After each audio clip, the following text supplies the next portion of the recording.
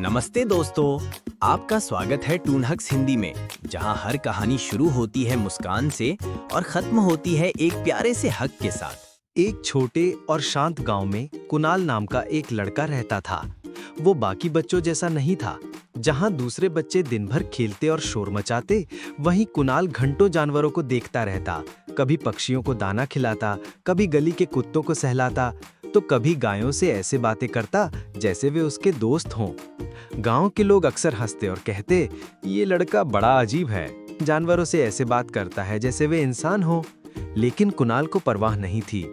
उसका मानना था कि जानवरों की भी भावनाएं होती हैं, बिल्कुल इंसानों की तरह। एक सुबह खेतों के पास टहलते हुए उसे हल्की सी चहचहाहट सुनाई दी। उसने इधर-उधर देखा और एक छोटी सी चिड़िया को जमीन पर गिरा पाया। उसका पंख टूटा हुआ था और आंखों में दर्द था। कुणाल ने उसे धीरे से उठाया और प्यार से कहा, डरो मत, मैं तुम्हारा ध्यान रखूंगा। उसने टोकरी में रुई बिछाकर उसके लिए बिस्तर बनाया, उसे दाना और पानी दिया और रोज उससे प्यार से बातें करता। कुछ हफ्तों में चिड़िया स्वस्थ हो गई। एक धूप भरे दिन उसने अपने पंख फैलाए और आसमान में उड़ चली। वो कुणाल के सिर के ऊपर मंडराई और खुशी से चहचहाई, मानो धन्यवाद कह रही हो। उस पल कुणाल ने वो सच्ची खुशी महसूस की जो बिना किसी उम्मीद के किसी की मदद करने से मिलती है। कुछ दिन बाद एक बरसाती शाम को घर लौटते समय कुणाल ने एक धीमी सी करुण आवाज सुनी। चाय की दुकान के बाहर एक दुबला पतला भीगा हुआ आवारा कुत्ता ठंड से कांप रहा था। उसकी आंखें थकी और भूखी लग रही थीं। कुणाल ने बिना देर किए उसे घर ले आया। उसने उसे दूध और रोटी खिलाई और एक पुरानी चादर बिछाकर सोने की जगह दी। उस रात से वो कुत्ता कभी कुणाल का साथ नहीं छोड़ा। जहां भी कुणाल जाता, कुत्ता खुशी से पूंछ हिलाता हुआ उसके पीछे पीछे जाता। गांव के बच्चे उसे चिढ़ाते और कहते, गंदे कुत्ते को क्यों रखता है? लेकिन कुणाल मुस्कुराकर जवाब देता, क्योंकि वफादारी और प्यार की कोई कीमत नहीं होती। उसकी बातों ने कुछ बच्चों को सोचने पर मजबूर कर दिया। एक दिन गांव में सर्कस आया। सब लोग उत्साह से शो देखने गए। कुणाल भी गया, लेकिन उसके मन में उदासी छा गई। उसने देखा कि एक बड़ा हाथी भारी जंजीरों में बंधा हुआ है। बेचारा हाथी दुखी आंखों से झूल रहा था। जब कोई आसपास नहीं था तो कुणाल धीरे से उसके पास गया और बोला, मत डरो, एक दिन तुम आजाद हो जाओगे। हाथी ने अपने कान फड़फड़ाए, जैसे उसकी बात समझ गया हो। उसी रात जंजीर उसके पैर में गहराई तक धंस गई और उसे बहुत तकलीफ हुई। ये देखकर कुणाल ने तुरंत देखभाल करने वाले को बुलाया और दोनों ने मिलकर हाथी को छुड़ाया।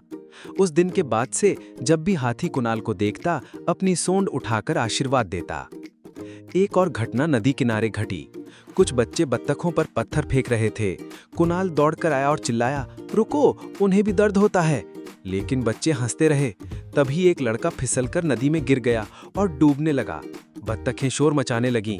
कुणाल ने तुरंत गांव वालों को आवाज दी और सबने मिलकर बच्चे की जान बचाई। डर से कांपते हुए उस लड़के ने कुणाल से कहा, मैं गलत था, जानवर बेकार नहीं होते, उन्होंने मेरी जान बचाई है। इसके बाद उसने कभी जानवरों को परेशान नहीं किया। इन घटनाओं की खबर पूरे गांव में फैल गई। बुजुर्गों ने बैठक बुलाई। एक समझदार बुजुर्ग ने कहा, हम इंसान और जानवर दोनों इस धरती को साझा करते हैं। जानवर हमें प्यार, भोजन, सुरक्षा और चेतावनी देते हैं, लेकिन हम उन्हें क्या देते हैं? डर, दर्द और लापरवाही। अब ये बदलना चाहिए। धीरे धीरे लोगों का दिल पिघलने लगा। जो बच्चे कभी कुणाल का मजाक उड़ाते थे, अब उसके साथ जुड़ गए। वे गायों के लिए पानी के घड़े रखने लगे, छतों पर पक्षियों को दाना डालने लगे और आवारा कुत्तों को खाना खिलाने लगे। गांव जो पहले जानवरों के प्रति लापरवाह था, अब दया और सम्मान से भर गया। एक शाम कुणाल की दादी ने बच्चों को मिलकर पक्षियों को दाना खिलाते देखा।